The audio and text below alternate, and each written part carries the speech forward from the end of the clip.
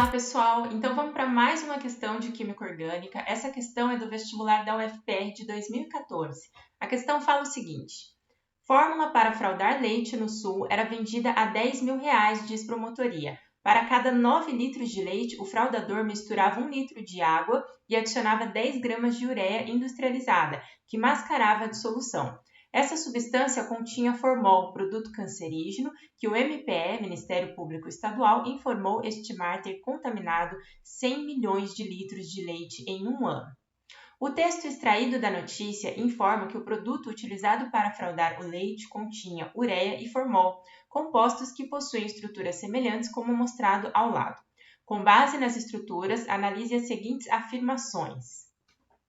Bom, pessoal, então assim, aqui eu coloquei as duas estruturas, né? Aqui à esquerda a estrutura do formol e à direita a estrutura da ureia. Então vamos para a primeira afirmação. Ela fala o seguinte: o número de oxidação do carbono na ureia é maior, mais positivo, que do carbono no formol. Então veja, pessoal, aqui ele fala então de número de oxidação, que é o NOx. O que é o NOx? Vai ser a carga, pode ser uma carga real ou parcial, que um átomo assume quando ele está fazendo uma ligação. No caso aqui, como a gente está falando de compostos covalentes, né, que compartilham elétrons, essa carga, esse NOx vai falar de uma carga parcial, tá? Então, como que eu determino o NOx desse carbono aqui e desse carbono aqui? Para isso, a gente vai ter que analisar todas as ligações que esses átomos estão fazendo, tá? Então, a gente tem que comparar aqui essa ligação, por exemplo, hidrogênio-carbono, carbono-oxigênio, tá? E pensar o seguinte, eu sempre gosto de pensar o seguinte, quando eu tenho um composto covalente, eu tenho que determinar o NOx. Eu penso assim, se essa ligação aqui, por exemplo, fosse iônica, para onde iriam os elétrons? Quem queria ficar com uma carga positiva? Quem queria ficar com uma carga negativa? Então, veja, né? Quem fica com carga negativa é quem recebe os elétrons, porque elétron tem carga negativa. E para onde que vai o elétron? O elétron, ele sempre vai para o átomo mais eletronegativo. O que é eletronegatividade? É aquela tendência que um átomo tem de atrair os elétrons para si. Tá? Então, aqui a gente tem aqui uma ordem, nessa linha aqui resume uma ordem de eletronegatividade. A eletronegatividade ela aumenta nesse sentido aqui, da direita, né, onde estão os metais, para a esquerda, né, sendo que o flúor aqui é o mais eletronegativo. Então, vamos começar. Então, vamos observar primeiro essas ligações aqui, hidrogênio e carbono. Vejam que o hidrogênio está aqui e o carbono está aqui. Ou seja, o carbono é mais eletronegativo do que o hidrogênio. Ou seja, se isso daqui fosse uma ligação iônica, o hidrogênio perderia elétrons para o carbono. E no caso do oxigênio, é o contrário, né? O oxigênio ele é muito mais eletronegativo do que o carbono. Então, se isso daqui fosse uma ligação iônica, o carbono perderia elétrons para o oxigênio. Então, ou seja, em relação aos hidrogênios, a carga do carbono ficaria -1, ganharia um elétron desse hidrogênio e desse hidrogênio. Em relação ao oxigênio, a carga do carbono ficaria -2, mais 2, desculpa. Por que mais 2? Porque está perdendo 2 elétrons. Vejam que aqui são duas ligações, tá?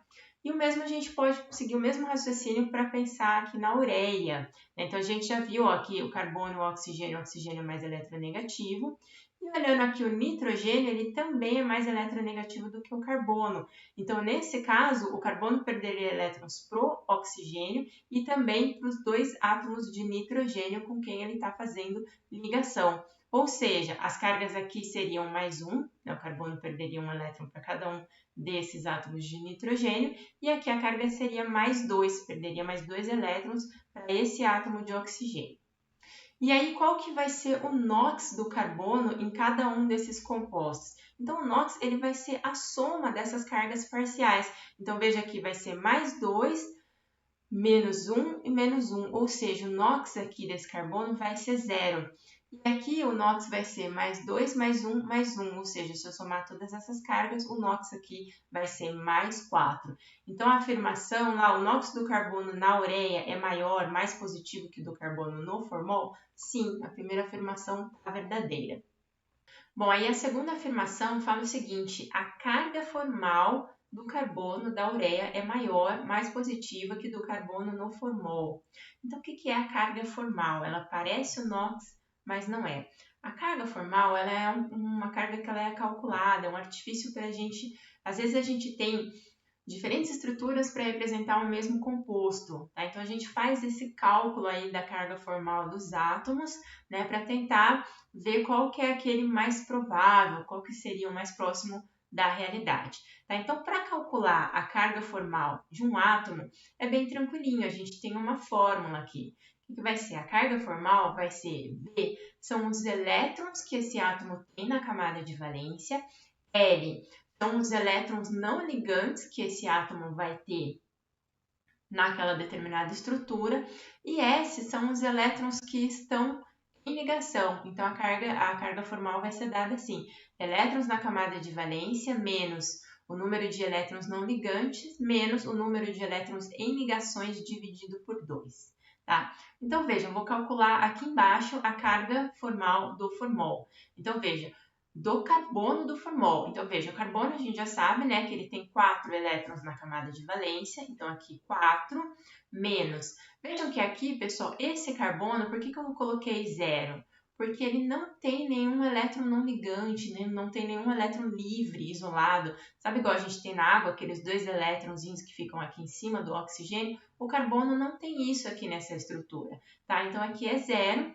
E aí, quantos elétrons esse átomo tem fazendo ligação? Olha aqui, uma ligação, 2, 4, 6, 8. Tá? Então, 8 dividido por 2. Isso daqui vai dar uma carga formal de 0.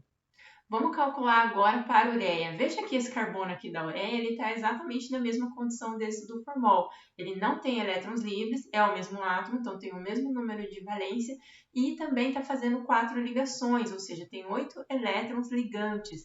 Tá? Então, a carga formal aqui da ureia, ela é igual à carga do formol. Tá? Então, essa afirmação aqui de que a carga formal do carbono da ureia é maior do que a do carbono do formol, ela está errada, é uma afirmativa falsa.